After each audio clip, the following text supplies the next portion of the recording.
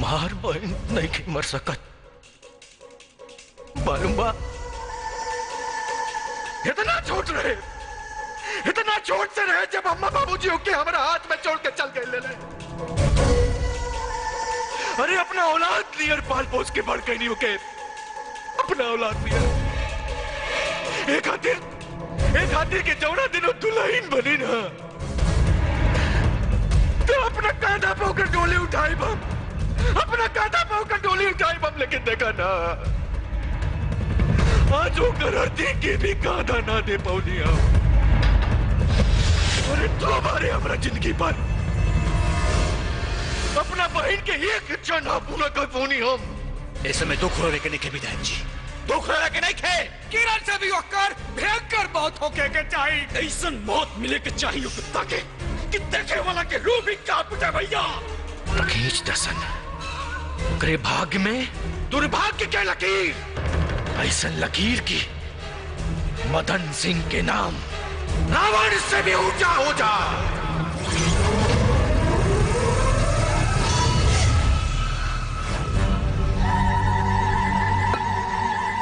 आंख निरंजन, आंख निरंजन, हट जाओ हमरा सामने से। क्रोध में नागिन के सौंदर्य और बढ़ जाला।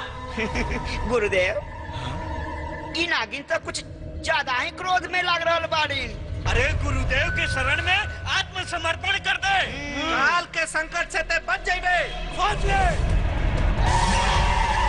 पाखंडी के पाखंड अभिमान बन के सर पे घूम रहा बा, जे आज नागिन के वार से खत्म हो जाए।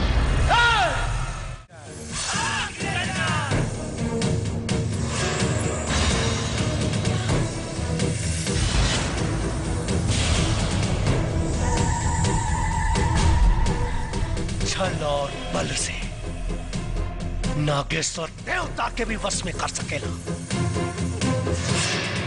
देता नागिन बाड़ी रे नागिन, क्यों नहीं के बचा सकत तोरा के नागेश्वर के चंगुल से। चल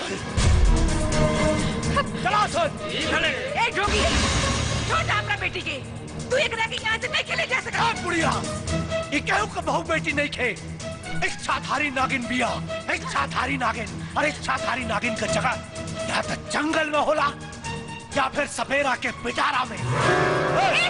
छोड़ दे हमारे पसंद की बीवी के, ना तो रुद्र को हर जान दे। इधर रुद्रा का प्रेमिका लागत दिया। नागिन के साथे साथे बुढ़िया और लड़की के भी ले चला सन, इन्हान के बलि चढ़ाई और रुद्रा से मणि उगलवाई।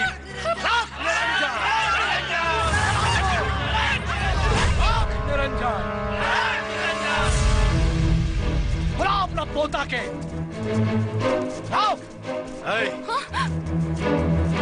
आज तोहनी के वजह से हमार बहन मरल बिया, न तोर बेटा पोता पैदा कैले रही न हमार बहन ओकरा से प्यार कैले रही। अब तोहनी के गर्दन काट के अपना बहन के फोटो पर तिलक चढ़ाई। रुक जा विधायक, रुक जा।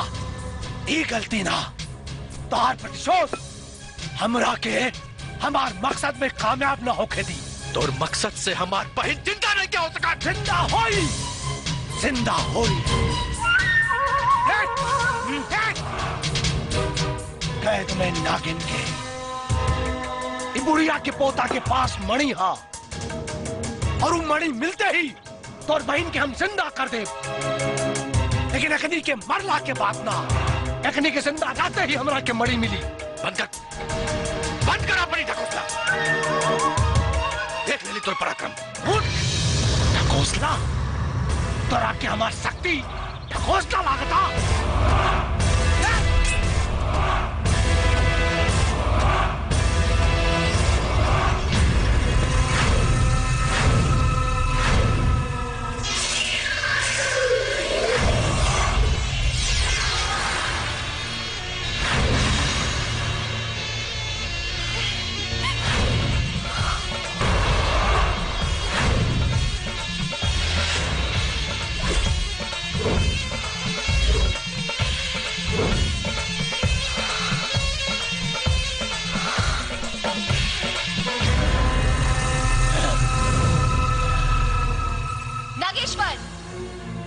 तो ते बाड़े। तू अपन बल के अहंकार में ई भी भूल गए कि एक बार पिटारे से आजाद भइला के बाद तू हमरा के दोबारा कैद नहीं खे कर सकत। पर वध तक कैल जा सकेला ना, वध करब तोड़ हम।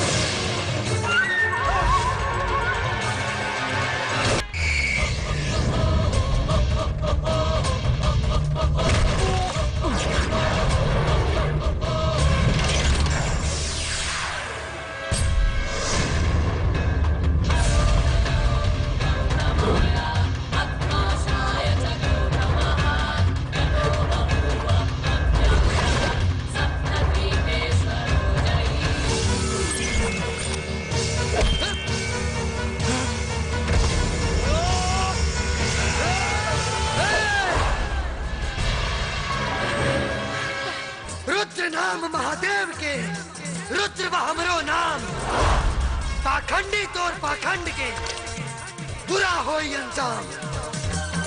जब बेटा पर आफत आवे तब माई होकर रक्षा करे, और जब माई पर आफत आवे तब बेटा ममता पवार ना कहे कि ममता तो ममता हो, चाहे वो माई के होके या मौसी के।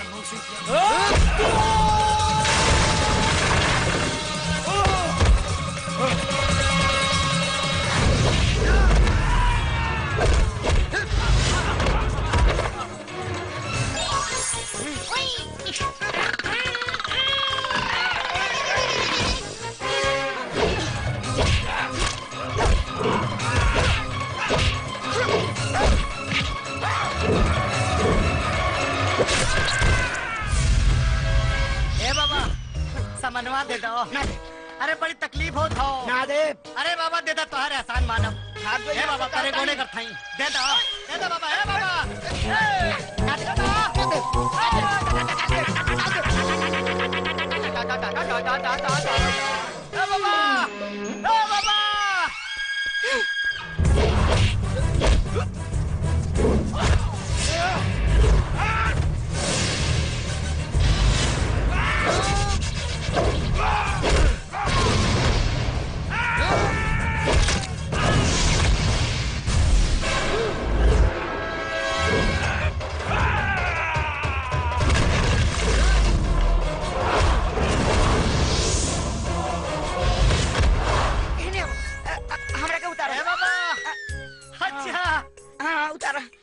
हमार सामान दे दो, तो पेड़ से उतार दे। पहले उतारा हम दे दे। हाँ ना पहले सामान दो। हमने के उतारा हम दे दे। अरे हमने के उतारा बचवा। दे दो सामान। अरे हमने के उतारा चाहिए। पहले तो अच्छा देता नहीं। ठीक पहले तो अभी रंगा।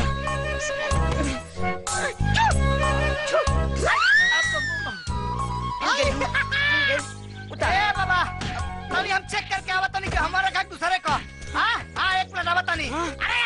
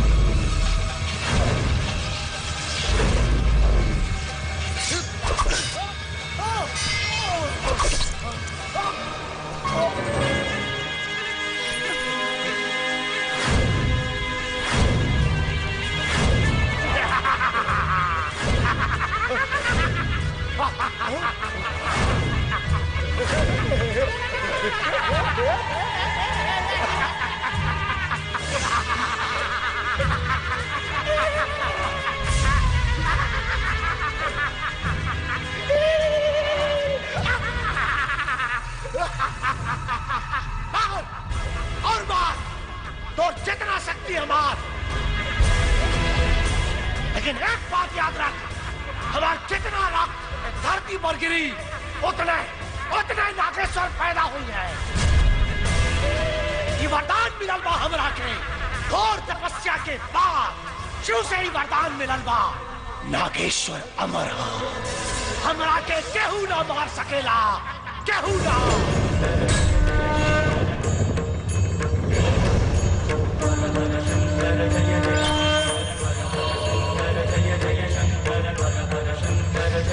काय कही ने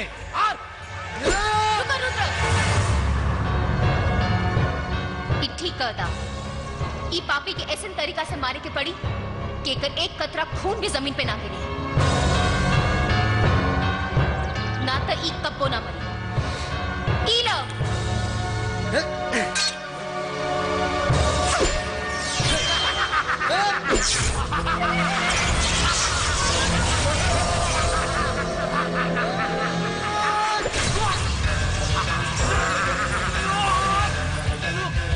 देख हमारी शक्ति और एक बूंद खून भी धरती पे गिरे ना दे जब तक कि तोर अस्तित्व खत्म ना हो जाए।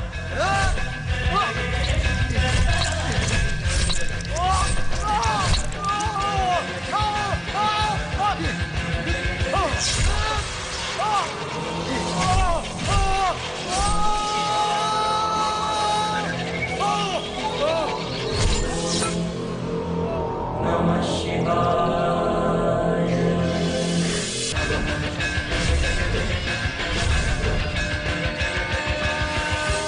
रुद्र,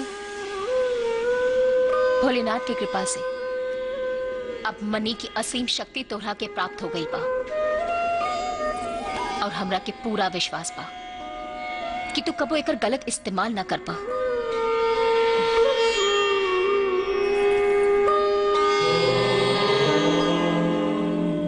नमः शिवाय। चल राख निरंजन।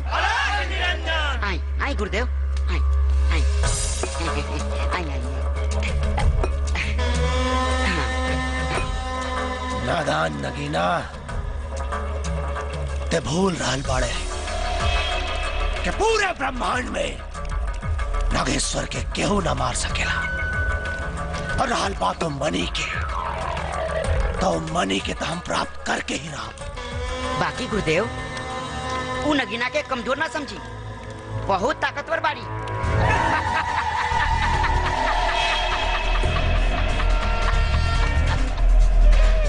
अज्ञान बाड़े ते बच्चा, तनी वो वरदान से अनभिज्ञ बाड़ा जौन शिव के द्वारा हमरा के मिलल बा।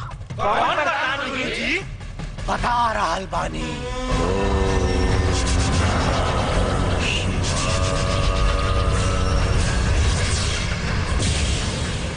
ओम नमः शिवाय।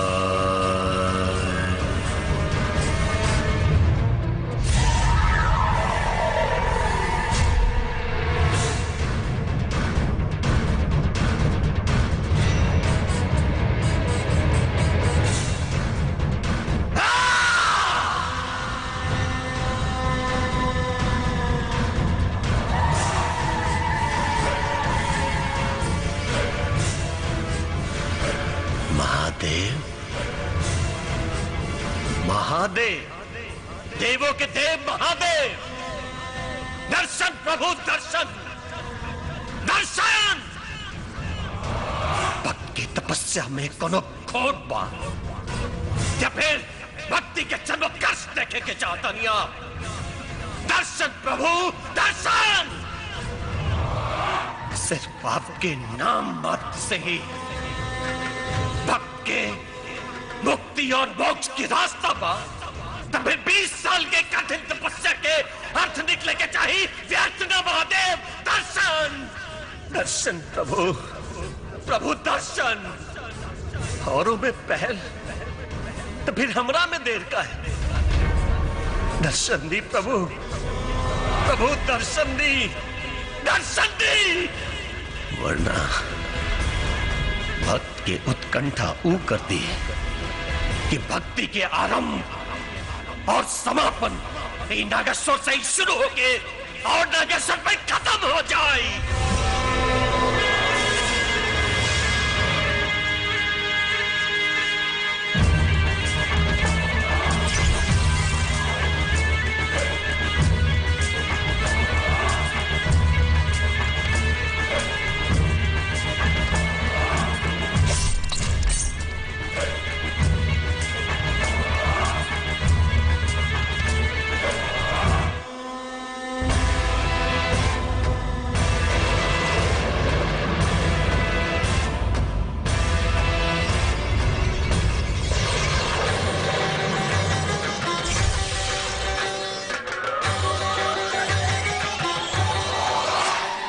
पुत्र नागेश्वर।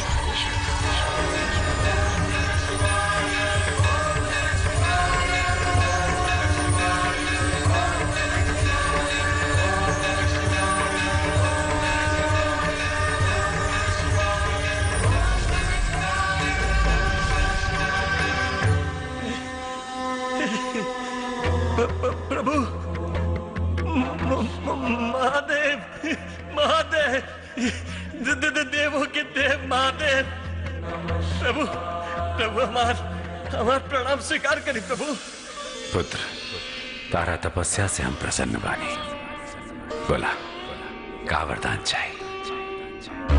अमरत्व अमरत्व प्रभु अपनी भक्त के अमर होके के वरदान दे दी। असंभव! देवता के आकार सृष्टि से बड़ा नहीं खे। अमर होके का वरदान देवता के भी निश्चित नहीं खे तो तारा के कैसे मिली? यह असंभव बात है।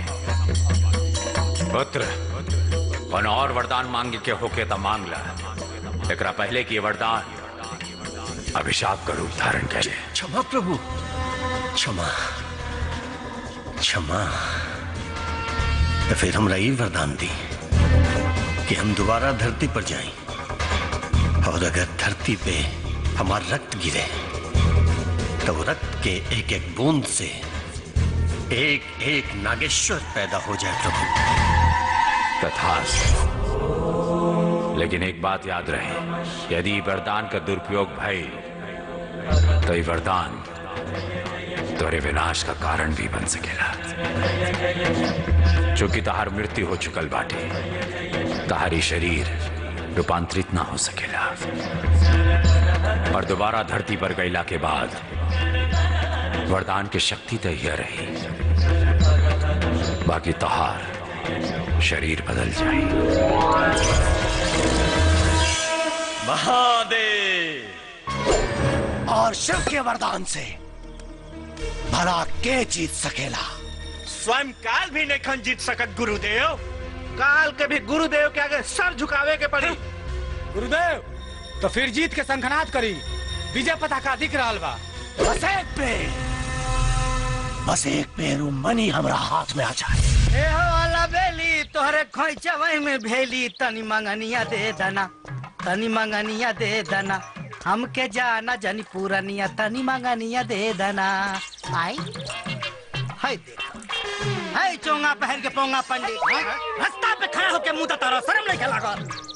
मूर्ख, ते जहाँ जाता रे वही जा जो। अच्छा हमार क्रोध के मत बढ़ाओ। अच्छा तुहार क्रोध का बढ़ाई तो तू का उखाड़ लेबो?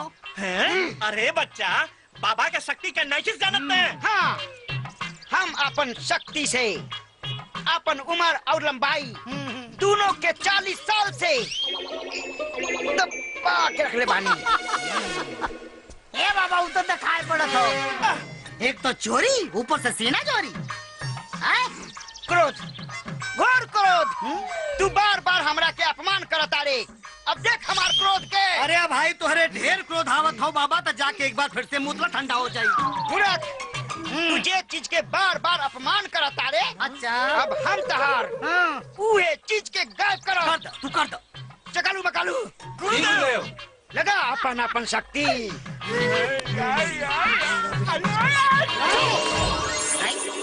ये बंदर टोला कहाँ गए सब? का उखाड़ ले हमार?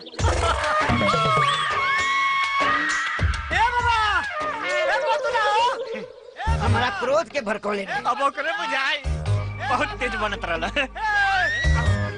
हे बाबा, दूर हट। हमसे अपराध हो गई बाबा, माफ कर दो, हमारा सामान दे दो।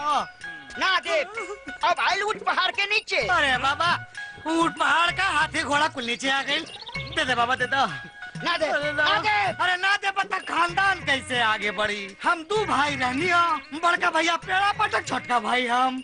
बड़का भाई की तितली तिवारी पटाखे ले गए मुंबई। अब खानदान कैसे आगे बढ़ी? ब्याह शादी भैला हो, और सबसे बड़ी चिंता की बात तही है बाबा कि नागिन पार्ट 3 बने वाला हो। ओमे अब भाई से काम ना चली, बेटवा चाहे कैसे होई पूरा? नागिन पार्ट 3 खातिर हाँ राजकुमार आर पांडे हाँ कौनो न कौनो व्यवस्था कर ली है। तहार जरूरत नहीं है। जो चला सन। अरे जवानी में सूखे संट का दर्द रे बाबा।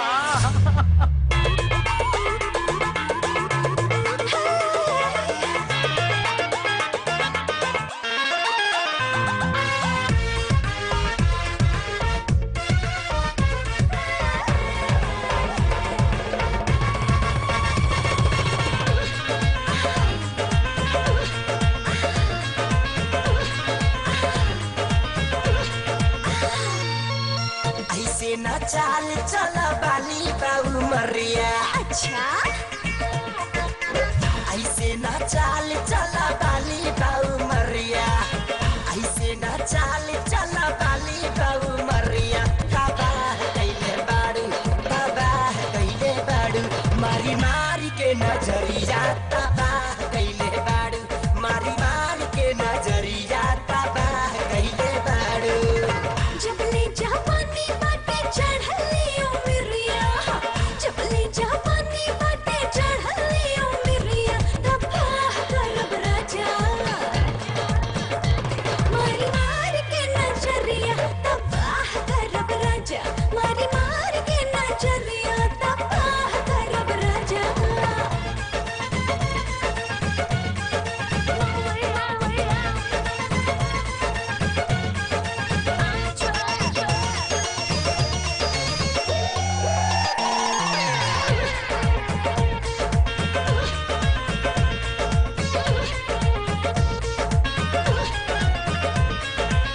प्यार के उम्र में जाती चलब कूद ठान के, लूट ली ही कवनो तोहरा रूप के दुकान के। सारा दुकान के जगावे हम जानी ले, दिलवा के तोहरो इरादा पहचानी ले। पास के कई नियानियन लाचा की कमरिया, पास के कई नियानियन लाचा की कमरिया। बाबा कैले बाड़ू, बाबा कैले बाड़ू, मारी मारी के नजरिया। बाबा कैले बाड़ू, मारी मारी के नजरिया। बाबा कैले बाड़ू।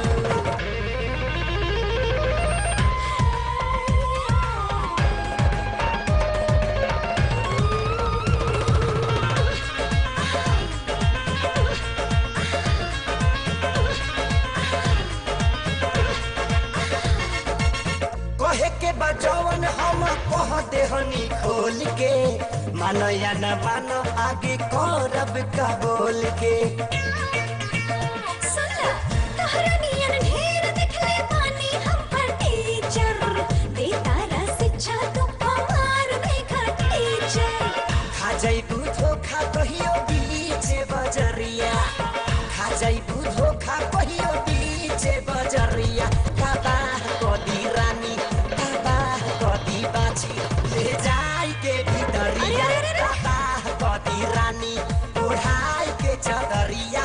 बाबा कदी गोरी।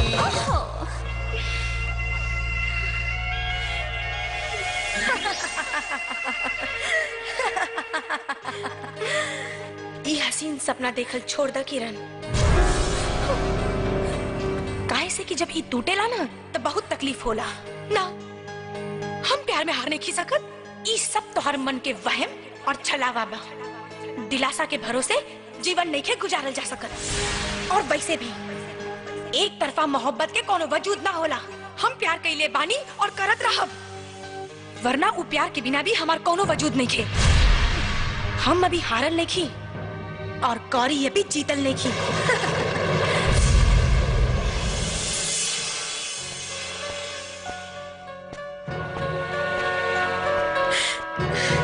अरे आप आई ना, बैठी। बोला के काहे के बोललू हमरा के? ई जाने खातिर कि हमरा में का कमी बा। खूबसूरत बानी, पढ़ल लिखल बानी, धन दौलत शौहरत सब कुछ बा हमरा लगे। तोरा करियर के 4 चांद लगा सकता नहीं। और तू वो गवार गौरी के पीछे पागल बाड़ा, जेकर औकात हमरा सामने 2 कौड़ी के भी नहीं थे। बाकी तोरा हाथ में वो लकीर नहीं के जौन गौरी के हाथ में बा। सरहद के लकीर बदलल जा सकेला के, हाथ के ना। और हमके हमार किनारा पता बा। जब समुद्र में लहर उठेला तो किनारा के परवाह ना करेला और तोहरा ला उहे लहर हमरा दिल के भीतर उठ रहल बा जो तोहरा बिना रुके वाला नहीं खे। तोहरा के अपना मिला हम औरत के आखिरी मर्यादा भी पार करेला तैयार बानी। जे चाहे से करला, बस हमके अपना ले रुद्र, न तो हम मर जाए। हमके अपना ले रुद्र। आज तक हमके तो से हमदर्दी रहे, बाकी अब घृणा होता। फिर से कहा था भूल जा हमके गिरा। बहुत कोशिश करी नहीं भूले के, लेकिन दिल के हाथे मजबूर बानी। जितना भुलाई ले तोहार याद चट्टान बन के हमारे सामने खड़ा हो जाला। हमरा के अपना ले रुद्र, हमरा के अपना ले, हमके अपना ले रुद्र, हमके। ठीक बा, अब जब तू जिद पे आ गए बाड़ू तब फैसला भी तू ही करा। एक बेर हमरा जगह पर खड़ा रह के सोचा किरण, क्या तू तन से केहू और के और मन से केहू और के हो सकेलू? क्या तू जिस्म केहू और के और दिल केहू और के दे सकेलू? बोला किरण, जवाब दा। ना, फैसला समझ में आ गई।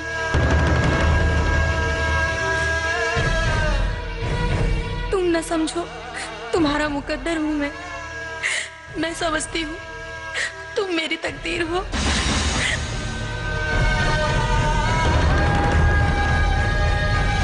किरण, बस यही तमन्ना थी, तेरा ही बनना था। चाहे आका दरिया पर डूब निकलना था। सांसों में समा जाओ, सावन की नशीली रातों, कभी मिलने तो आओ। सावन की नशीली रुक जा किरण। ना, अब हम ना रुका। हमारी बात सुना किरण। ना, ना। देखा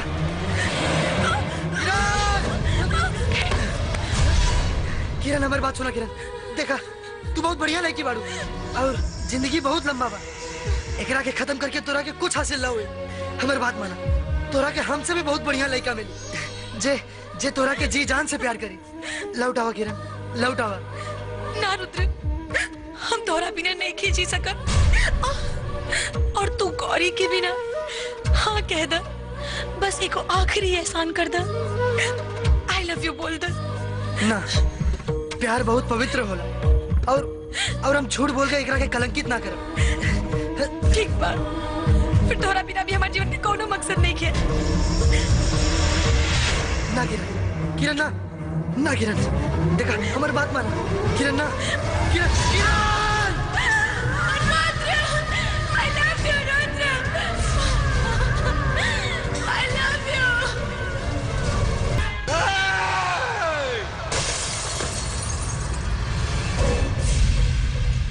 हमार बहन नहीं के मर सकत, मालूम बा? इतना छोट रहे, इतना छोट से रहे जब अम्मा बाबूजी होके हमारा हाथ में छोड़ के चल गए ले। अरे अपना औलाद नियर पाल पोस के बढ़ गई नहीं होके, अपना औलाद नियर। एक हाथी के जौना दिनों दुल्हन बनी ना, तो अपना कांधा पोकर डोली उठाई बम, अपना कांधा पोकर डोली उठाई बम। लेकिन देखा ना, आज होकर हरती के भी कांधा ना दे पौनी। अरे तो हमारे हमारा जिंदगी पर अपना बहन के एक इच्छा ना पूरा कर पौनी हम। इस समय दुख रोने के नहीं खे विधायक जी, दुख रोने के नहीं खे। किरण से भी होकर भयंकर मौत होके के चाहिए। ऐसा मौत मिले के चाहिए कुत्ता के कि देखे वाला के रूह भी कांप उठे भैया। रखेश दसन, करे भाग्य में दुर्भाग्य के लकीर, ऐसा लकीर की मदन सिंह के नाम रावण से भी ऊंचा हो जा।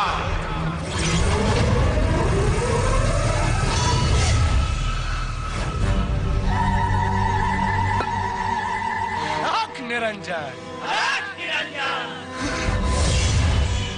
आँख निरंजन, हट जाओ हमरा सामने से।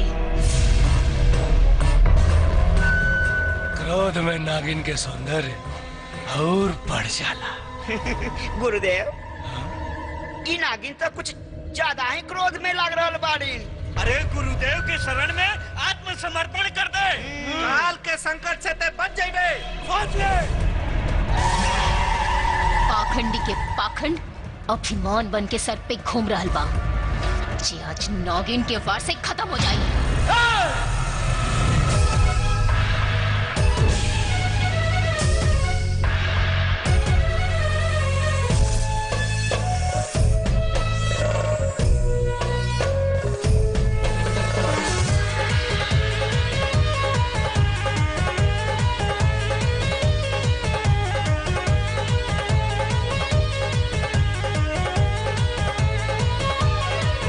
हम नागिन हैं तो सपेरा, बड़ा जन्म जन्म के लुटेरा। हम नागिन हैं तो सपेरा, जदि परबो तू हमरा फेरा। तोड़ दे हमको मानो हलेले परान, जहाँ पानी न पैबा हो कि बच नहीं पैबा हो। तू जान गवैबा हो कि बच नहीं पैबा हो। तू जान गवैबा हो।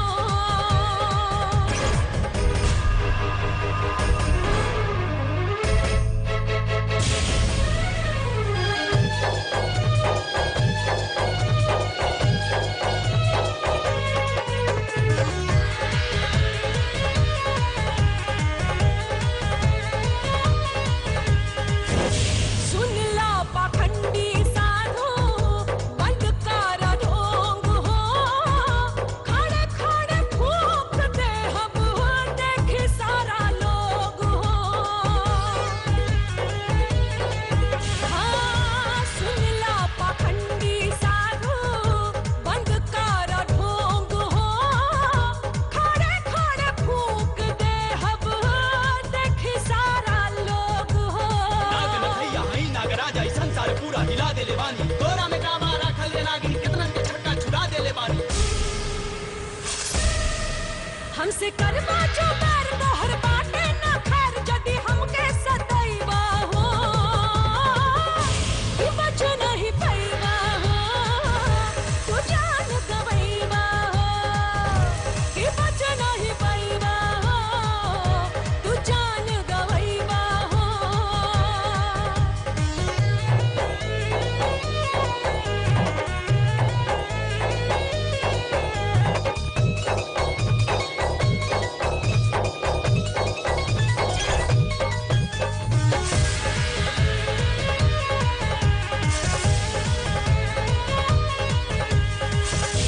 जब जब आइल बाड़ा हमनी के तू पास हो, तब तब भइल बाटे तोहनी के विनाश हो। हाँ, जब जब आइल बाड़ा हमनी के पास हो, तब तब भइल बाटे तोहनी के विनाश हो। हमरा के झूठे तू ललकार तारे, चाहे तो तोरा के आबे उड़ा दे। सबना के हाथे के हमरा खिलौना, कहबे त गर्दन में माला बना दे। जादू टोना के खेल तोहर हो जाई फैल, बीन कितना बचैबा हो कि बच नहीं पैबा हो। तू जान गवैबा हो कि बच नहीं पैबा हो। तू जान गवैबा हो।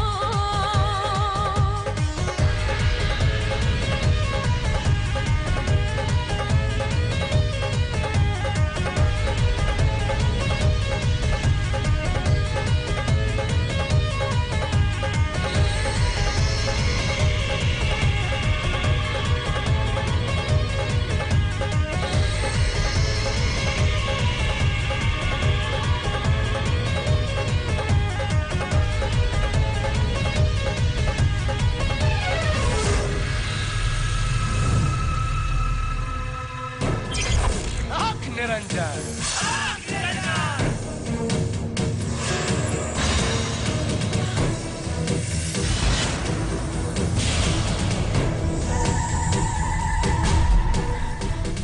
और बल से नागेश्वर देवता के भी वश में कर सकेला। देता नागिन बाड़ी रे नागिन। क्यों नहीं के बचा सकत तोरा के नागेश्वर के चंगुल से। चल चला सुन। ए जोगी, छोड़ अपना बेटी के। तू एक रह के यहाँ से नहीं खेले जा सकता। बुढ़िया, ये क्यों का बहू बेटी नहीं खे? इच्छाधारी नागिन बिया, इच्छाधारी नागिन। और इच्छाधारी नागिन का जगह या तो जंगल में होला या फिर सपेरा के पिटारा में। छोड़ ले हमारे पसंद की बीवी के, ना तो रुद्र को हर जान दे। इधर रुद्रा का प्रेमिका लागत दिया। नागिन के साथे साथे बुढ़िया और लड़की के भी ले चला सन। इन्हन के बलि चढ़ाई और रुद्रा से मणि उगलवाई।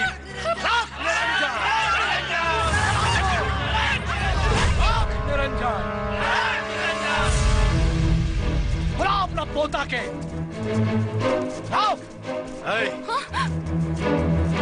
आज तोहनी के वजह से हमार बहन मरल बिया। न तोर बेटा पोता पैदा के ले रही, न हमार बहन ओकरा से प्यार के ले रही। अब तोहनी के गर्दन काट के अपना बहन के फोटो पर तिलक चढ़ाई। रुक जा विधायक, रुक जा। ये गलती ना तार प्रतिशोध हमरा के हमार मकसद में कामयाब न होके दी। तोर मकसद से हमार बहन जिंदा नहीं क्या हो सका? जिंदा होई, जिंदा होई। कैद में नागिन के बुढ़िया के पोता के पास मणि हा, और वो मणि मिलते ही तोर बहन के हम जिंदा कर दे। लेकिन अखनी के मरला के बाद ना, अखनी के जिंदा जाते ही हमरा के मणि मिली। बंद कर अपनी ढकोसला। देख ले तोर पराक्रम। ढकोसला तोरा के हमार शक्ति ढकोसला लागता।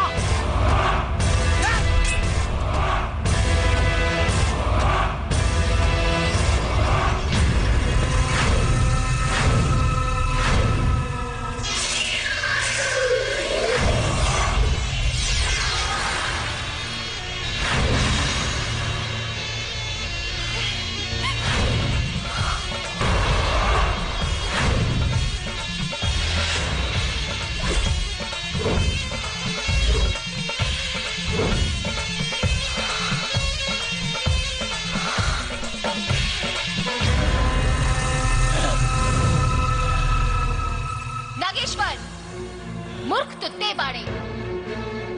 तू अपन बल के अहंकार में ई भी भूल गए कि एक बार पिटारे से आजाद भइला के बाद तू हमरा के दोबारा कैद नहीं खे कर सकत। पर वध तक कैल जा सकेला ना। वध करब तो हम।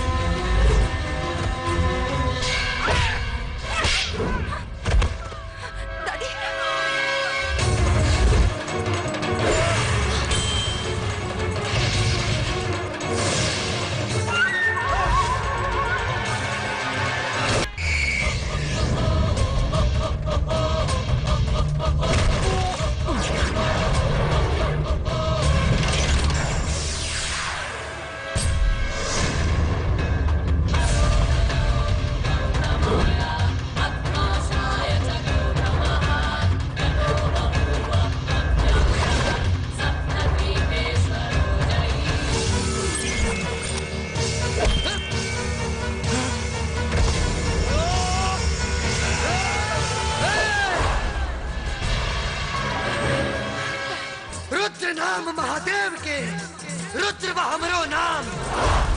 पाखंडी तोर पाखंड के बुरा हो अंजाम।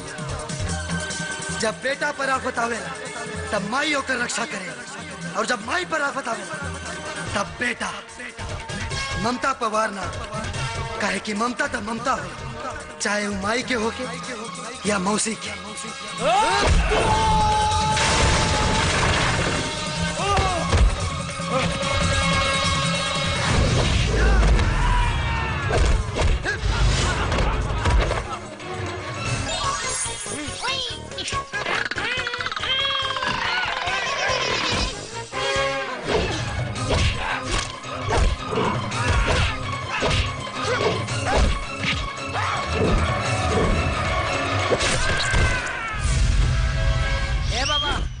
समनवा दे दो।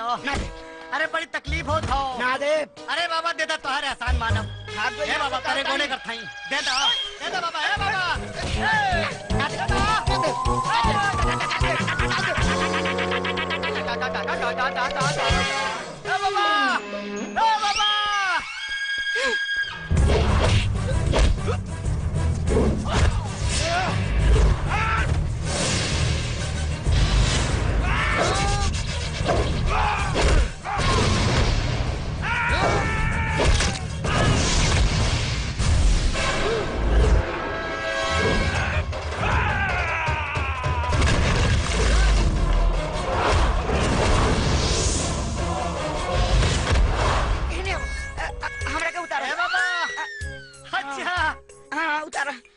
हमार सामान दे दो, तो पेड़ से उतार दे। पहले उतारा हम दे दे। हाँ ना पहले सामान दो। हमरा के उतारा हम दे दे। अरे हमरा के उतारा बचवा दे दो सामान। अरे हमरा के उतारा चाहिए पहले तो। अच्छा देता नहीं।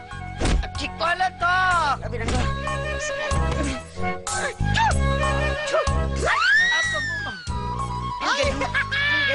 उतार बाबा।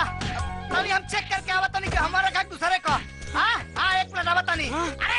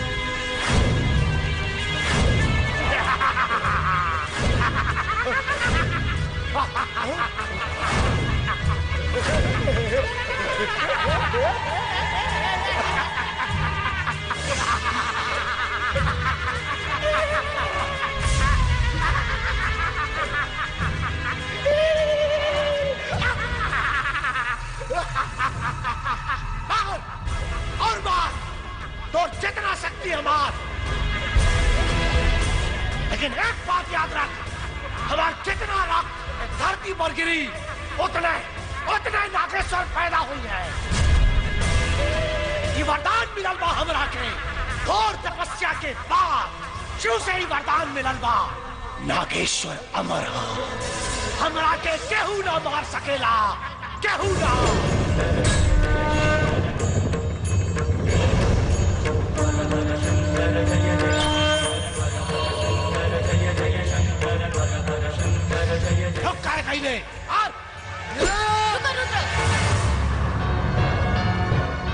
ठीक कहता, ई पापी के ऐसे तरीका से मारे के पड़ी कि एकर एक कतरा खून भी जमीन पे ना गिरे, ना तो ई कब्बो ना मरी। ई लो।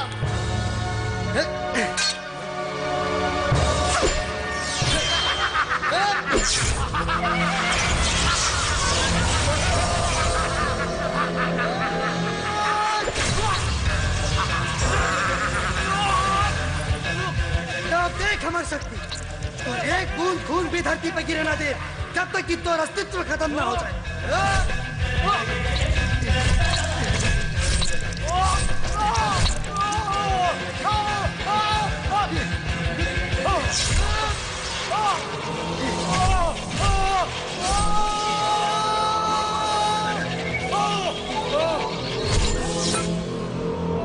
नमः शिवाय।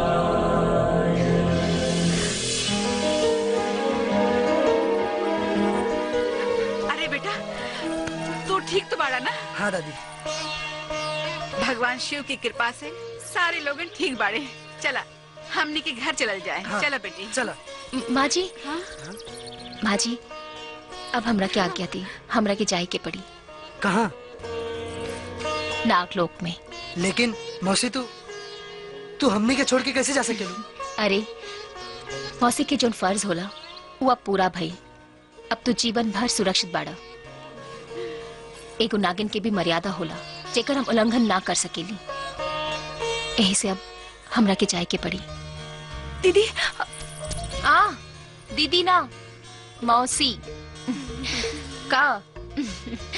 और वैसे भी रुद्र और गौरी के जोड़ी तो जन्म जन्मांतर के बा, है ना? का माँ जी ठीक करनी ना? हाँ बिटिया। अच्छा माँ जी, अब हमरा क्या आज्ञा दी? खुश रहा। अरे खुश रहा। हाँ? मौसी समझन जी, अब इहो दोनों लोगन के हाथ पीला कहिए देवे के काम। हाँ हाँ, हम काल है पंडित जी से बात करब। जी जी। पार्टनर मिल गई। कहाँ मिल गई? अरे साला देते रहल नटवा बड़ी मुश्किल से दहला सा। हाँ, क्या बात कर रहे हो? अरे मिल गई। कौन चीज मिल गई लो? कनवा दा। हाँ? कहाँ मिल गई? है ना हाँ। क्या बात है? वाह पार्टनर। काम की चीज में तोहार कान हमेशा जाम रहला कुछ सुनाना पड़ेला। अनबल चीज तोहारा फटफट सुनाई पड़ेला। तोके सुनाना कि ना? तोहरा के बतावे के पड़ी। अरे कैसे? अरे समझन जी। क्या हो? हाँ? झेल ले वो फूल का गरी। अगर तू बाड़े रुद्र तो हम हो बानी गौरी। अच्छा चलो चल।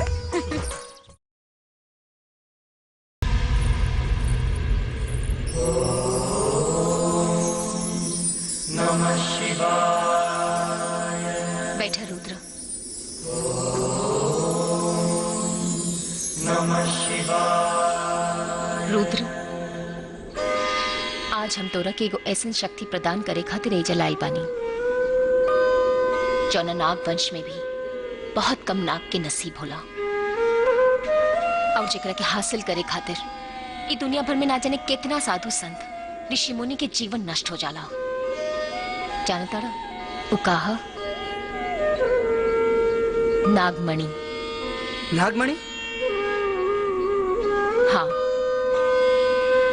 जब शत्रु प्रबल हो तो इंसान के हर तरह की शक्ति की जरूरत पड़ेला, और तोहरा के भी नागेश्वर जैसन दुष्ट पापी के मारे खातिर इन नागमणि की शक्ति की जरूरत पड़ी। रुद्र, अब आंख बंद करके भगवान भोलेनाथ के ध्यान करो।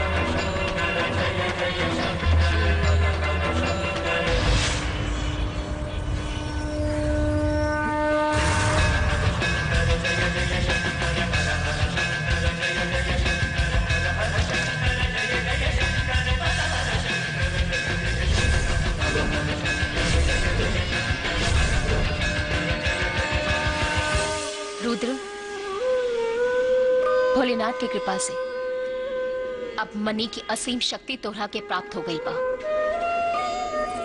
और हमरा के पूरा विश्वास बा कि तू कबो एकर गलत इस्तेमाल ना कर पा।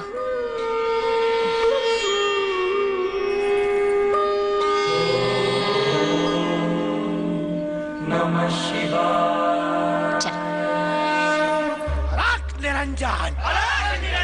आई आई गुरुदेव, आई आई आई आई।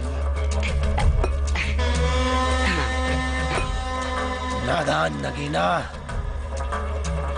ते भूल रहल बाड़े कि पूरे ब्रह्मांड में नागेश्वर के केहू न मार सकेला, और रहल बात मणि के, तो मणि के तो हम प्राप्त करके ही रहा। बाकी गुरुदेव, वो नगीना के कमजोर ना समझी, बहुत ताकतवर बाड़ी।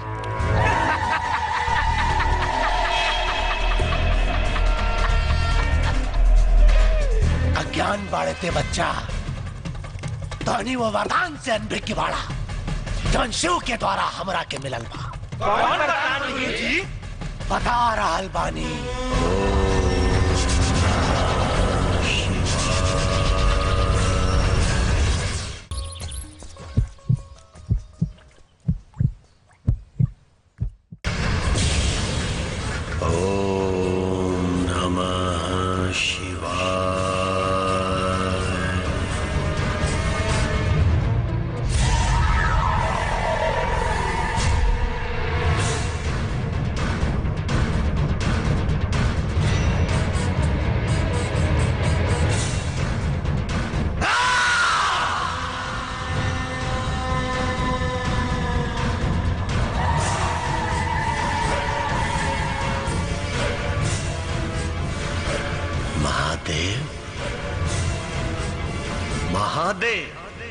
देवों के देव महादेव, दर्शन प्रभु दर्शन, दर्शन।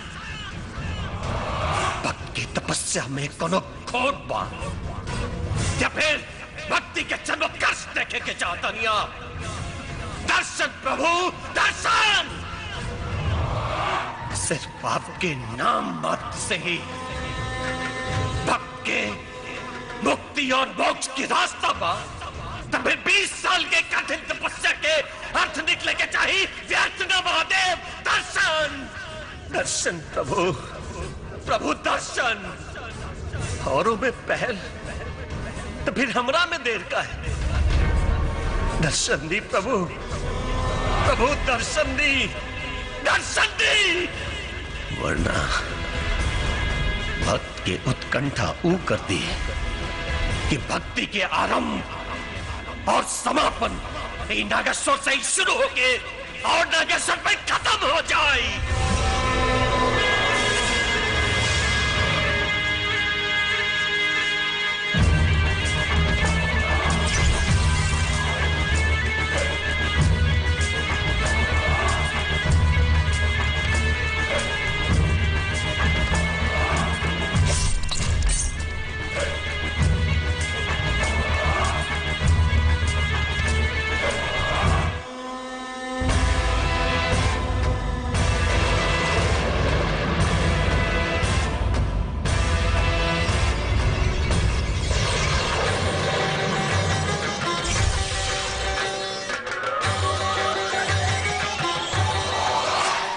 पुत्र नागेश्वर,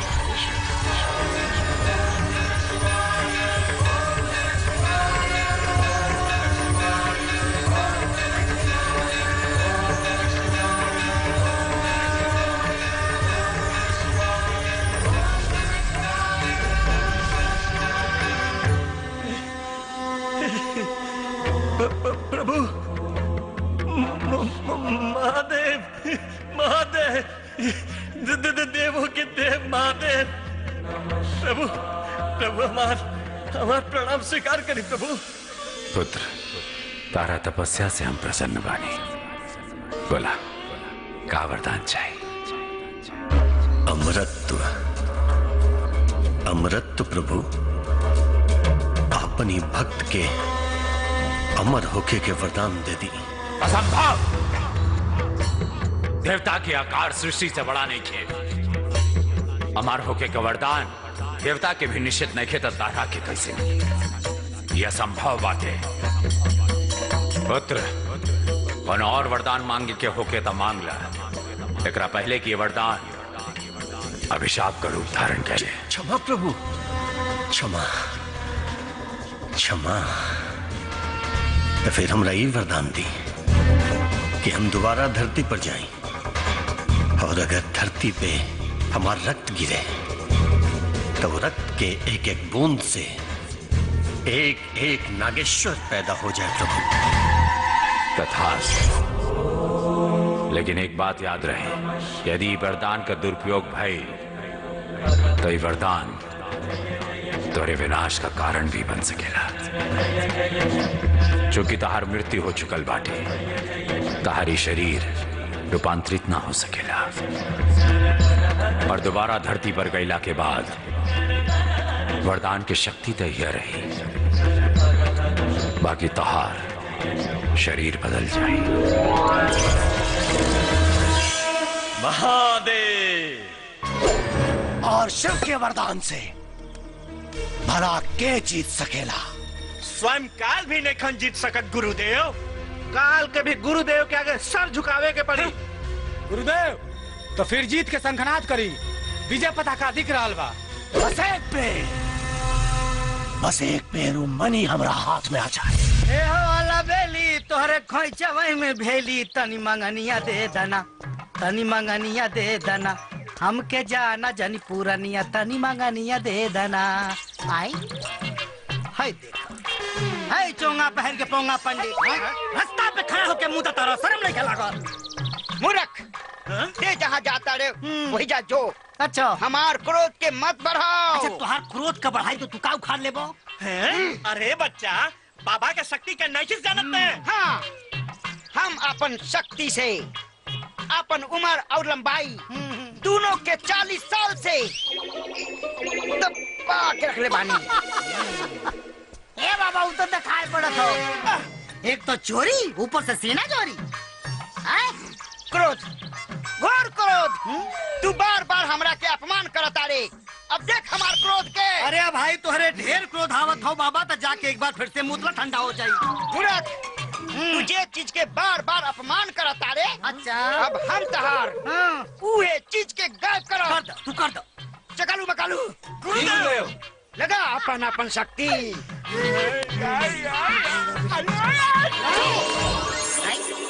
ये बंदर टोला कहाँ गए सब? का उखाड़ ले हमार? ए बाबा, ए बाबा तू ना हो? ए हमारा क्रोध के भड़कौले अब ओकरे बुझाई बहुत तेज बनत रहला। हे बाबा, हे बाबा, दूर हट। हमसे अपराध हो गई बाबा, माफ कर दो, हमारा सामान दे दो।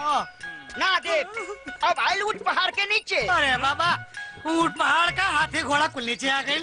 दे दे बाबा, दे दो। ना दे, ना दे। अरे ना दे, पता खानदान कैसे आगे बढ़ी। हम दो भाई रहनी हो, बड़का भैया पेड़ा पटक, छोटका भाई हम।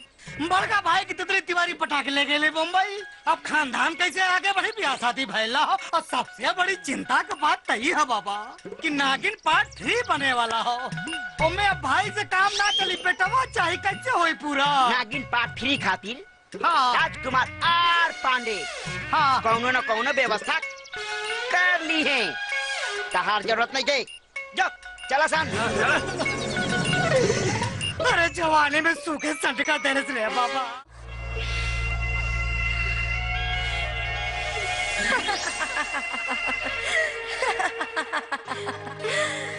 ये हसीन सपना देखल छोड़ द किरण।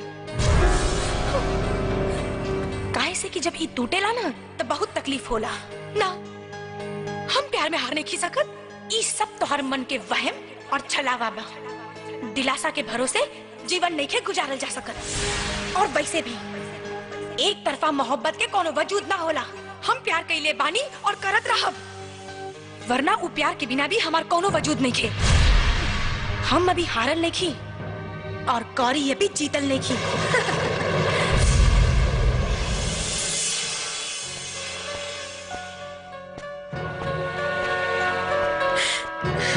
अरे आप आई ना, बैठी। बोला के काहे के बोललू हमरा के? ई जाने खातिर कि हमरा में का कमी बा।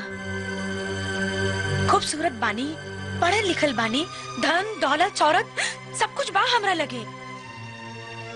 तोरा करियर के 4 चांद लगा सकता नहीं। और तू वो गवार गौरी के पीछे पागल बाड़ा, जेकर औकात हमरा सामने 2 कौड़ी के भी नहीं है। बाकी तोरा हाथ में वो लकीर नहीं के जौन गौरी के हाथ में बा। सरहद के लकीर बदलल जा सकेला किरण, हाथ के ना। और हम के हमार किनारा पता बा। जब समुद्र में लहर उठेला तो किनारा के परवाह ना करेला। और तोरा ला उहे लहर हमरा दिल के भीतर उठ रहल बा, जो तोरा बिना रुके वाला नहीं खे। तोरा के अपना मिला हम औरत के आखिरी मर्यादा भी पार करेला तैयार बानी। जे चाहे से करला, बस हमके अपना ले रुद्र, ना तो हम मर जाए। हमके अपना ले रुद्र। आज तक हमके तो से हमदर्दी रहे, बाकी अब घृणा होता। फिर से कहता नहीं, भूल जा हमके किरण। बहुत कोशिश करी भूले के, लेकिन दिल के हाथे मजबूर बानी। जितना भुलाई ले तो हर याद चट्टान बन के हमारे सामने खड़ा हो जाला। हमरा के अपना ले रुद्र, हमरा के अपना ले, हमके अपना ले रुद्र। ठीक बा, अब जब तू जिद पे आ गेल बाड़ू तब फैसला भी तू ही करा। एक बेर हमरा जगह पर खड़ा रह के सोचा किरण, क्या तू तन से केहू और के और मन से केहू और के हो सकेलू? क्या तू जिस्म केहू और के और दिल केहू और के दे सकेलू? बोला किरण, जवाब दा। ना, फैसला समझ में आ गई।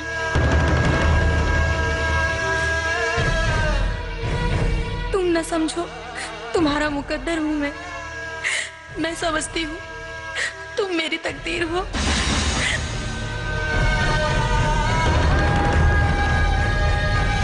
किरण, बस यही तमन्ना थी, तेरा ही बनना था। चाहे आका दरिया पर डूब निकलना था। सांसों में समा जाओ, सावन की नशीली रातों कभी मिलने तो आओ। सावन की नशीली रुक जा किरण। ना, अब हम ना देखा, हमारी बात सुना किरण। ना, ना। देखा,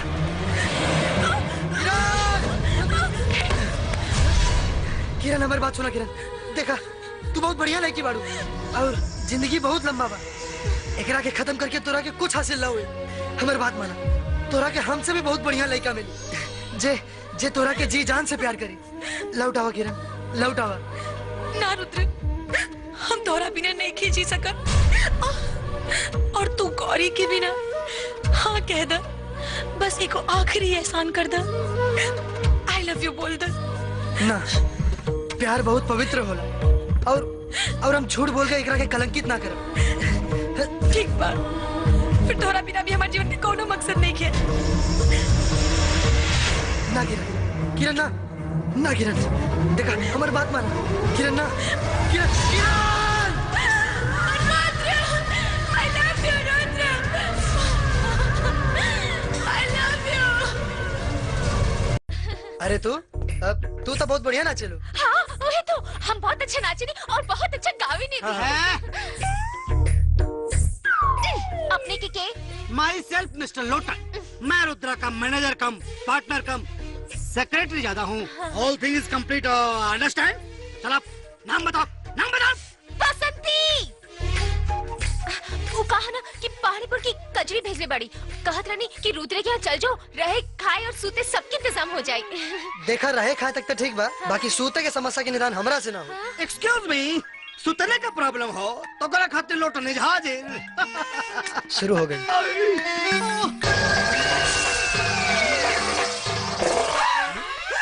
अरे यार लेकिन हाँ या डाइन या मुँह देखा मुँह। चुप करा मर्दे, ऐसा भोली भाली लड़की के तो चुड़ैल बोला तारा। भोली भाली? अरे चुप रहा। अब तू बताओ समस्या का बा? हम कलाकार हैं, पर अनाथ हैं। हमरा के अपना शरण में रख ली। ठीक बा, बाकी ठीक से रहे के पड़ी। काहे कि जुग जमाना बहुत खराब बा, अनजान लड़की के घर में रखल ठीक नहीं के। घबराई मत, हम अनजान ना जान पहचान की तरह रहब। चलिए चलिए चलिए चलिए। का मत भरम भैल हवा एकदम। अरे यार जकरा के ले जात हवा ई समझ ला कि एकदम। शाबाश पार्टनर, सुना सामान लिया के रखा गाड़ी में। चलो सामान लेके आवा। सामान लेके आवा, नौकर है हम। रुका बतावत है तो के। हेलो दादी लोटन बोलता नहीं? हाँ बोला लोटन। अरे का बोली, बोला खातिर कुछ बचल हो तब ना बोली। अरे पोता साथ में चुड़ाई लेके आवत हवा। कौनो बात ना, आवेदा झाड़ू तैयार रख ले बानी, कुल बताई झाड़ दे बोकर। एकदम तैयार हम, मोटका झाड़ू लेके तैयार हम लेके आवत हई। ए पार्टनर, अरे मत भरमा। लागल घर उतरा जा लोग। कहाँ बिया वो चुड़ैल है? आ जाओ दादी आ जाओ।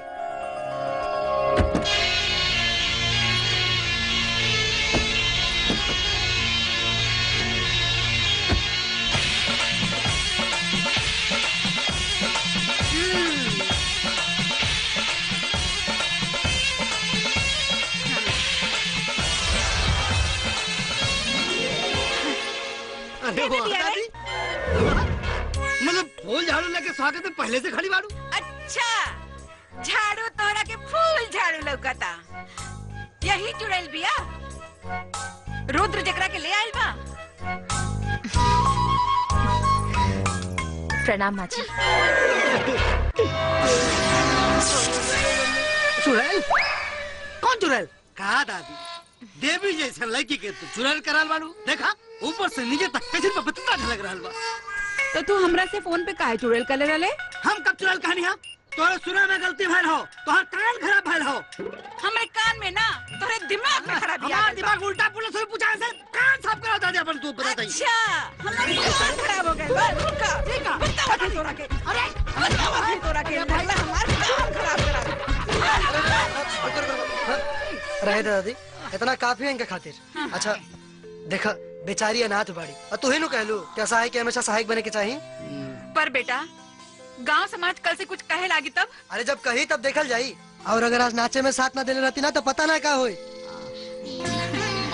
सच बेटा, इता एकरा के देख के हमरा के अपनापन लागे लगल।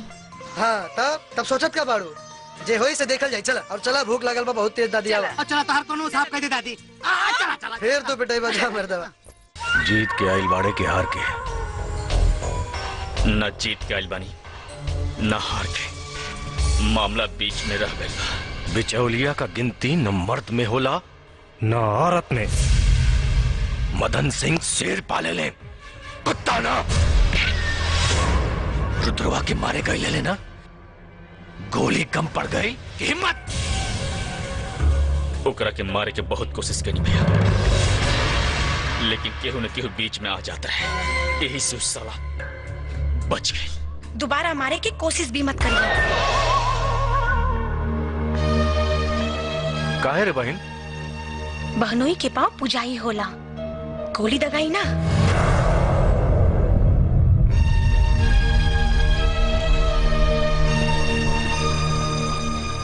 बहनोई के रे बहन? रुद्र प्रताप सिंह, जेकर नाम लेके जी रहल बानी और उनका नाम लेके ही मरब। फैसला बदले के तना का बहन, कहे से कि हमरा से अलग जरूर ओकरा में कोनो बात बा, जगरा खातिर हमार दुश्मन हमार बहन के चाहत बन गई। जो दुश्मनी खत्म, तो हर रुद्र प्रताप के कुछ ना हुई। I love you भैया, थैंक यू। राजनीति भी बड़ा कमाल के चीज होला सरकार। आदमी कब बदल जाला पते न चलेला। ये बदलाव बहन के प्यार के मजबूरी है। वही प्यार के गले का रस्सी बना के और रुद्रवा के गले में ऐसा चापे कि कब प्राण निकल जाए। आदमी तो आदमी, भगवानों के ना पता चले।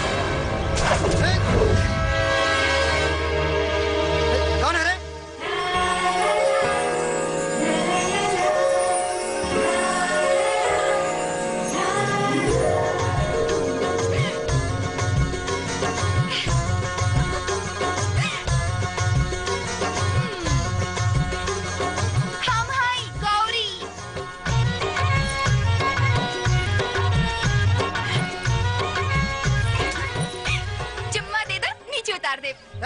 बाप के माला कि जब मन करी तब ले लेबे। बाप के ना आपन प्यार से दे दो, वरना ऐसा चीज ले के केहू के बतावे के लायक ना रहबा। अच्छा ठीक बा, खोल देता नहीं। अरे खोल। खोलता नहीं। अच्छा पता ना कहाँ से करम में चमुकन बन के सड़ेगी। लागत जतरा बहुत बढ़िया बा।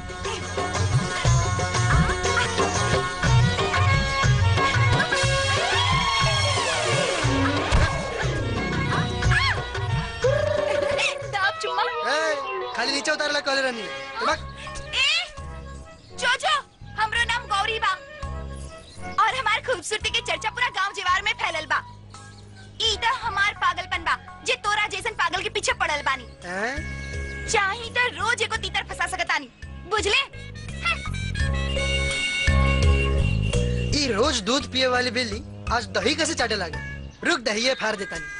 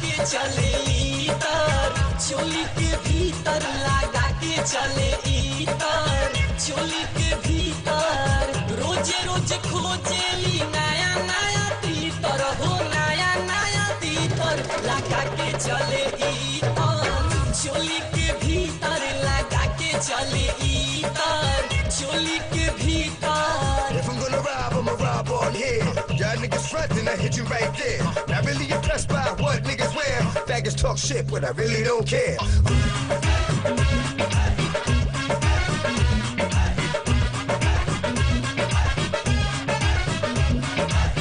बड़ी सुख चंचल बाड़ी काटी मिली पानी कहीं ना बिना ओढ़नी के घूमे ताने के सीना बड़ी सुख चंचल बाड़ी कातिल हसीना जहाँ काटी मिली पानी कहीं ना जरेला काम जैसे जरेला हीटर लगा के चले इतर चोली के भीतर लगा के चले इतर चोली के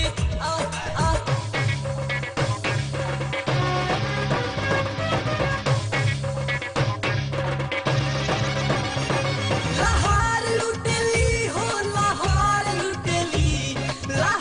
लुटेली हो लहार लुटेली ओढ़नी हवा में लहरा के हो लहार लुटेली ओढ़नी हवा में लहरा के हो लहार लुटेली गुर गुर गाल चाली कर मद मस्त बा माल जबरदस्त बा ई माल जबरदस्त बा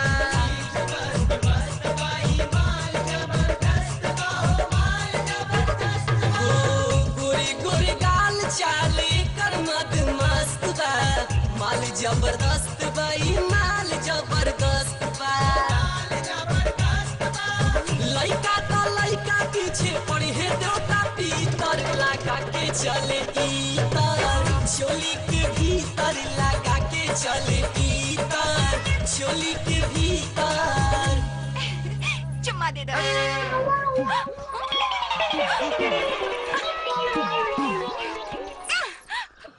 मिलने दो सावन की नशीली रातों में कभी मिलने दो सावन की अरे तू तो हुए बाड़ू ना जो दिन शो में वो ऑटोग्राफ बाकी हमार गाना तो बड़ा बढ़िया गावेलो।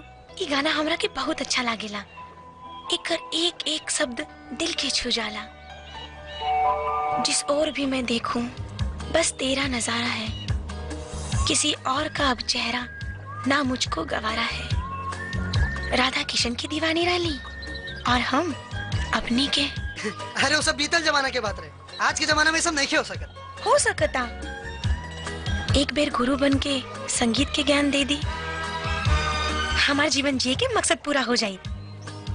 वैसे हमारा नाम किरण है हम विधायक मदन सिंह के बहन हैं। अरे कहाँ विधायक जी के रोबा और कहाँ हम एक बेर हमार नजर से देख ली पता चल जाये अपने के ओहदा और रूप का बा।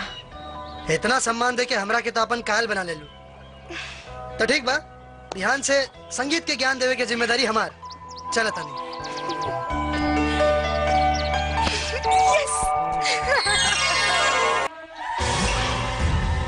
जितना लुका छिपी का खेल खेले के बाद खेल ले नगीना बाकी हम अगर तोरा पाइन बहनोई के छुपावल मनी के खोज ना लेनी तो हमरो नाव नागेश्वर ना अलाख निरंजन।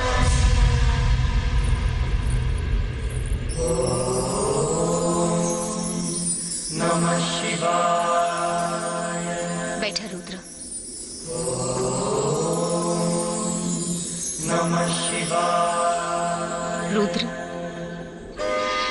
आज हम तोरा के एगो ऐसन शक्ति प्रदान करे खातिर एजा लाई बानी जौना नाग वंश में भी बहुत कम नाग के नसीब होला और जेकरा के हासिल करे खातिर ई दुनिया भर में ना जाने कितना साधु संत ऋषि मुनि के जीवन नष्ट हो जाला। जानता वो कहा नागमणि। नागमणि? हाँ, जब शत्रु प्रबल हो तो इंसान के हर तरह की शक्ति की जरूरत पड़ेला और तोहरा के भी नागेश्वर जैसन दुष्ट पापी के मारे खातिर इन नागमणि की शक्ति की जरूरत पड़ी। रुद्र अब आंख बंद करके भगवान भोलेनाथ के ध्यान करो।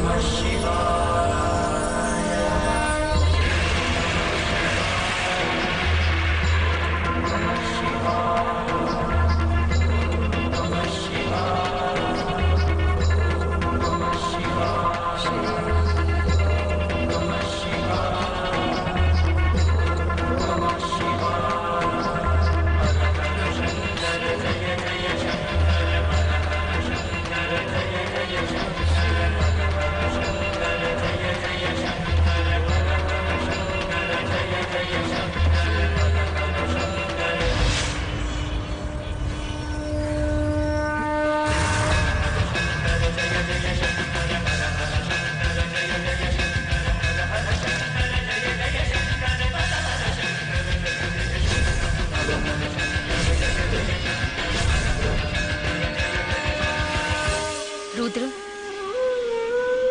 भोलेनाथ की कृपा से अब मनी की असीम शक्ति तोहरा के प्राप्त हो गई बा और हमरा के पूरा विश्वास बा कि तू कबो एकर गलत इस्तेमाल ना कर पा।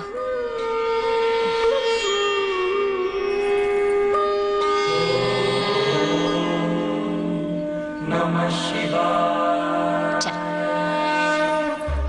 निरंजन। आई आई गुरुदेव आई आई आई आई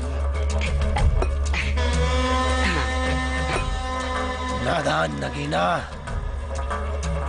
ते भूल रहल बाड़े कि पूरे ब्रह्मांड में नागेश्वर के केहू न मार सकेला। और रहल बात तो मनी के, तो मनी के तो हम प्राप्त करके ही रहा। बाकी गुरुदेव उ नगीना के कमजोर ना समझी, बहुत ताकतवर बाड़ी।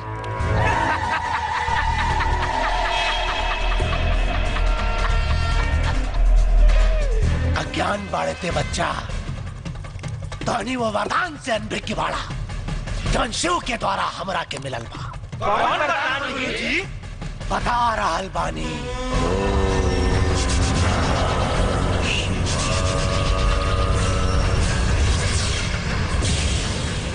ओम नमः शिवाय।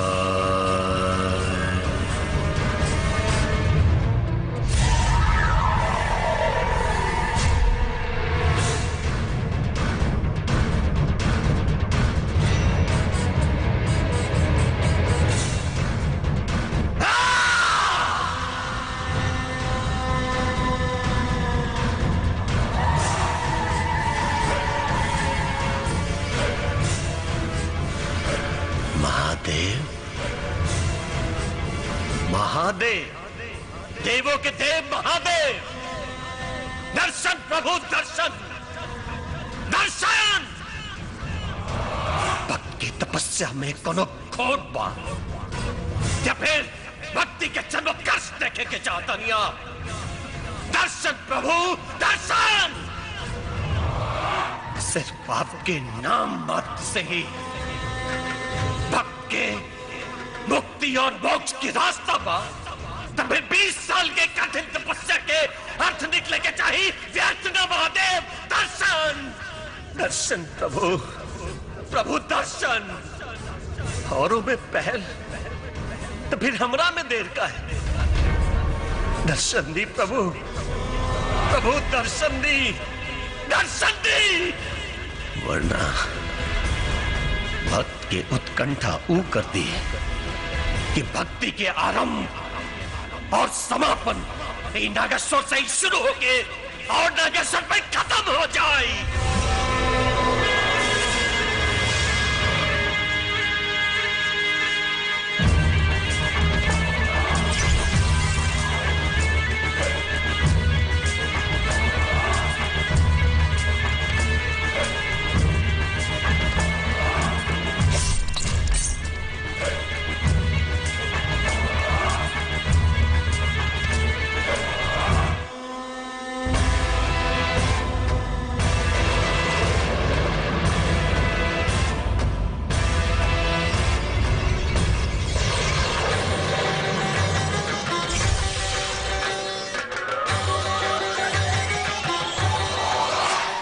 पुत्र नागेश्वर,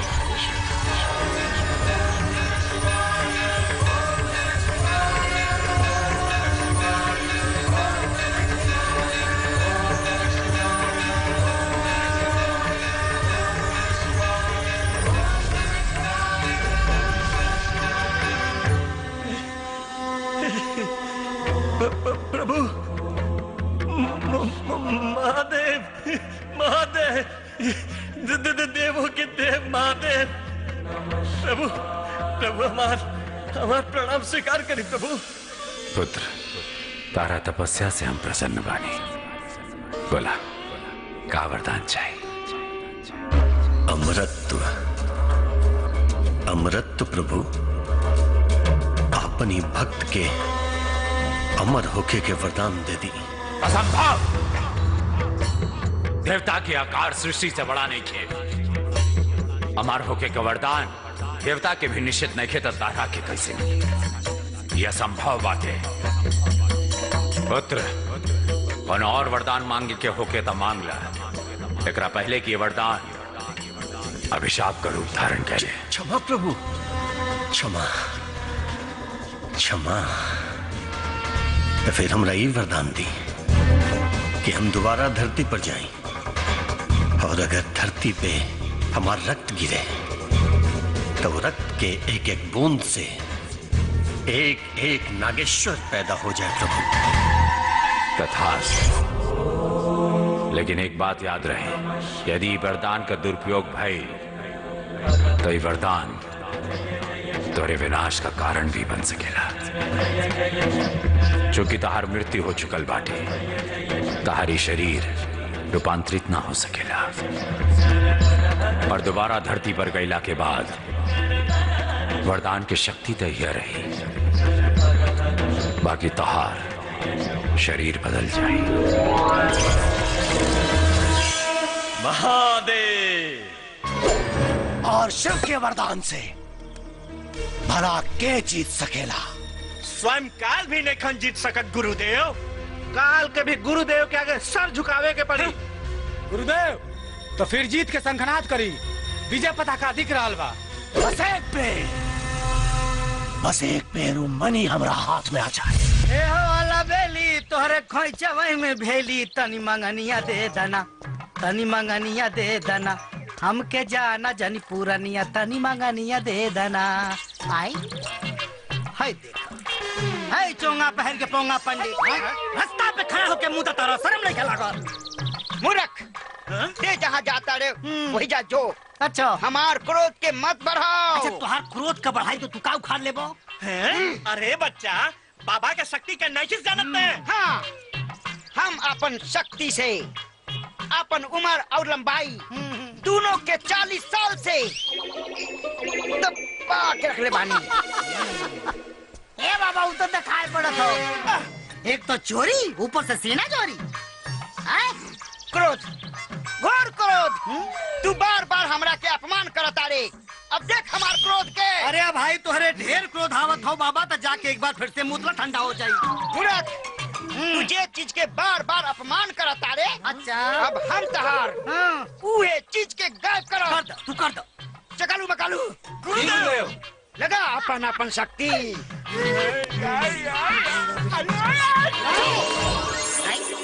ये बंदर टोला कहाँ गए सब? का उखाड़ ले हमार? ए बाबा, ए बोतला हो। हमारा क्रोध के भड़कौले। अब ओकरे बुझाई बहुत तेज बनत रहला। हे बाबा, हे बाबा, दूर हट। हमसे अपराध हो गई बाबा, माफ कर दो, हमारा सामान दे दो। ना दे, अब आइल ऊंट पहाड़ के नीचे। अरे बाबा, ऊंट पहाड़ का, हाथी घोड़ा कुल नीचे आ गई। दे दे बाबा, दे दो। ना दे, ना दे। अरे ना दे, पता खानदान कैसे आगे बढ़ी। हम 2 भाई रहनी हो, बड़का भैया पेड़ा पटक, छोटका भाई हम।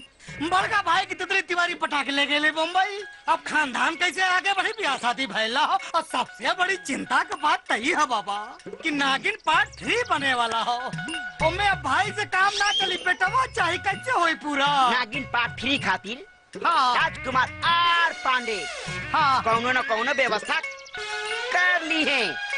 तहार जरूरत नहीं दे, जो चला सान।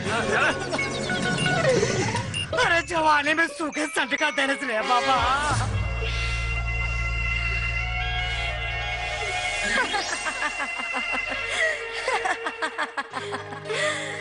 ये हसीन सपना देखल छोड़ द किरण। काहे से कि जब ये टूटेला ना तो बहुत तकलीफ होला ना। हम प्यार में हार नहीं खी सकत। ये सब तोहर मन के वहम और छलावा बा। दिलासा के भरोसे जीवन नहीं के गुजारल जा सकत। और वैसे भी एक तरफा मोहब्बत के कोनो वजूद ना होला।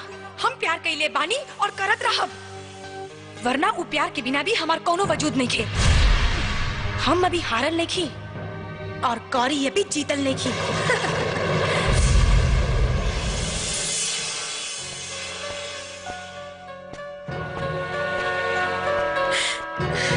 अरे आप आई ना, बैठी। बोला कि काहे के बोललू हमरा के? ई जाने खातिर कि हमरा में का कमी बा। खूबसूरत बानी, पढ़ल लिखल बानी, धन दौलत शौहरत सब कुछ बा हमरा लगे। तोरा करियर के 4 चांद लगा सकता नहीं। और तू वो गवार गौरी के पीछे पागल बाड़ा, जेकर औकात हमरा सामने 2 कौड़ी के भी नहीं है। बाकी तोरा हाथ में वो लकीर नहीं के जौन गौरी के हाथ में बा। सरहद के लकीर बदलल जा सकेला किरण, हाथ के ना। और हमके हमार किनारा पता बा। जब समुद्र में लहर उठेला तो किनारा के परवाह ना करेला। और तोरा ला उहे लहर हमरा दिल के भीतर उठ रहल बा, जो तोरा बिना रुके वाला नहीं खे। तोरा के अपना मिला हम औरत के आखिरी मर्यादा भी पार करेला तैयार बानी। जे चाहे से करला, बस हमके अपना ले रुद्र, ना तो हम मर जाए। हमके अपना ले रुद्र। आज तक हमके तो से हमदर्दी रहे, बाकी अब घृणा होता। फिर से कहता नहीं, भूल जा हमके किरण। बहुत कोशिश कई नहीं भूले के, लेकिन दिल के हाथे मजबूर बानी। जितना भुलाई ले तो हर याद चट्टान बन के हमारे सामने खड़ा हो जाला। हमरा के अपना ले रुद्र, हमरा के अपना ले, हमके अपना ले रुद्र, हमके। ठीक बा, अब जब तू जिद पे आ गइल बाड़ू तब फैसला भी तू ही कर। एक बेर हमरा जगह पर खड़ा रह के सोचा किरण, क्या तू तन से केहू और के और मन से केहू और के हो सकेलू? क्या तू जिस्म केहू और के और दिल केहू और के दे सकेलू? बोला किरण, जवाब दा। ना, फैसला समझ में आ गई।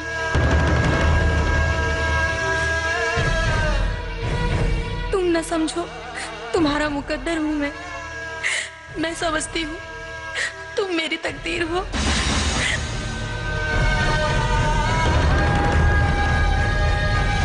किरण, बस यही तमन्ना थी, तेरा ही बनना था। चाहे आका दरिया पर डूब निकलना था। सांसों में समा जाओ, सावन की नशीली रातों, कभी मिलने तो आओ। सावन की नशीली रुक जा किरण। ना, अब हम ना रुका। हमारी बात सुना किरण। ना, ना। देखा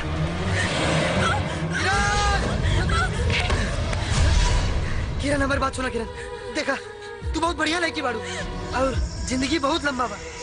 एकरा के खत्म करके तोरा के कुछ हासिल ना हुए। हमारी बात माना, तोरा के हमसे भी बहुत बढ़िया लड़का मिली जे तोरा के जी जान से प्यार करी। लौट आवा किरण, लौट आवा। ना रुद्र, हम तोरा बिना नहीं खी जी सकत।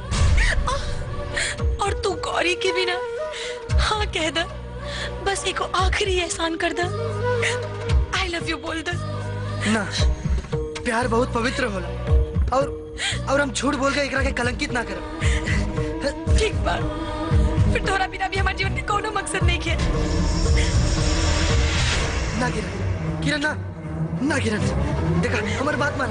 किरण ना, किरण, किरण। I love you, Rudra. अरे तू तो बहुत बढ़िया नाचे लो। हाँ, वही तो, हम बहुत अच्छा नाचे नहीं और बहुत अच्छा गावे नहीं थे।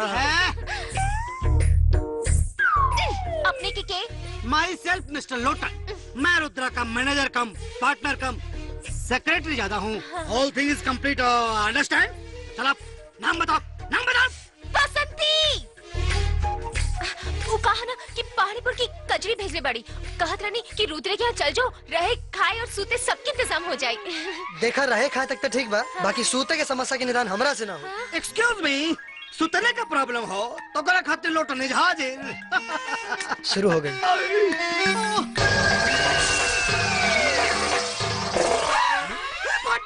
अरे यार, ये लड़की ना या डाइन या मुंह देखा मुंह। चुप करा मर्दे, ऐसा भोली भाली लड़की के तो चुड़ैल बोला तारा। भोली भाली? अरे चुप रहा। अब तू बतावा समस्या का बा? हम कलाकार हैं, पर अनाथ हैं। हमरा के अपना शरण में रख ली। ठीक बा, बाकी ठीक से रहे के पड़ी। काहे कि जुग जमाना बहुत खराब बा। अनजान लड़की के घर में रखल ठीक नहीं के। घबराई मत, हम अनजान ना जान पहचान की तरह रहब। चली चल का मत भरम भइल हवा एकदम। अरे यार जकरा के ले जात हवा ई समझला कि एकदम शट पार्टनर सुना, सामान लिया के रखा गाड़ी में। चलो सामान लेके आवा। सामान लेके आवा नौकर है हम। रुका बतावत है तोके। हेलो दादी लोटन बोलता नहीं। हाँ बोला लोटन। अरे का बोली, बोला खातिर कुछ बचल हो तब ना बोली। तुम्हारे पोता साथ में चुड़ाई लेके आवत हमारे। कौनो बात ना आवेदा, झाड़ू तैयार रख ले बानी, कुल बताई झाड़ देबो कर। एकदम तैयार हम, मोटका झाड़ू लेके तैयार हम लेके आवत हई। ए पार्टनर अरे मत भर मां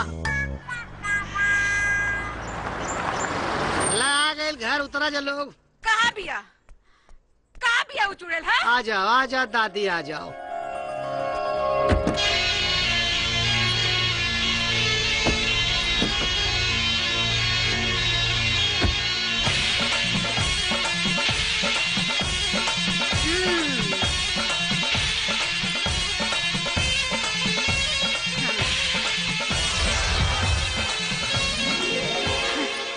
अरे वाह दादी, मतलब फूल झाड़ू लेके स्वागत में पहले से खड़ी बाड़ू। अच्छा झाड़ू तोरा के फूल झाड़ू लौकता। यही चुड़ैल बिया रुद्र जकरा के ले आइल बा। प्रणाम माँ जी। चुड़ैल? कौन चुड़ैल? कहा दादी, देवी जैसे लड़की के तू चुड़ैल कराल बाड़ू। देखा ऊपर से नीचे तक कैसे पपीता झलक रहल बा। तो तू हमरा से फोन पे काहे चुड़ैल कर ले? हम कब चुड़ैल कहानी हा? तोरे सुने में गलती भइल हो, तोहर कान खराब भइल हो। हमरे कान में ना तोरे दिमाग में खराबी आ गइल। हमार दिमाग उल्टा पुलिस से पूछा से कान साफ करा दादी अपन तू बताई। अच्छा हमारा कान खराब हो गइल बा। रुका देखा बताओ अभी तोरा के। अरे बताओ अभी तोरा के भगला हमार कान खराब करा। रहे दादी, इतना काफी है इनके खातिर। अच्छा देखा बेचारी अनाथ बाड़ी और तू ही नु कहलू क्या सहायक हमेशा सहायक बने के चाहिए। पर बेटा गांव समाज कल से कुछ कहे लागी तब? अरे जब कही तब देखल जाई। और अगर आज नाचे में साथ ना देले रहती ना तो पता ना क्या होई। सच बेटा इता एकरा के देख के हमरा के अपना पर लागे लगल। हाँ तब सोचत का बाड़ू जे होई से देखल जाई। चला और चला भूख लगल।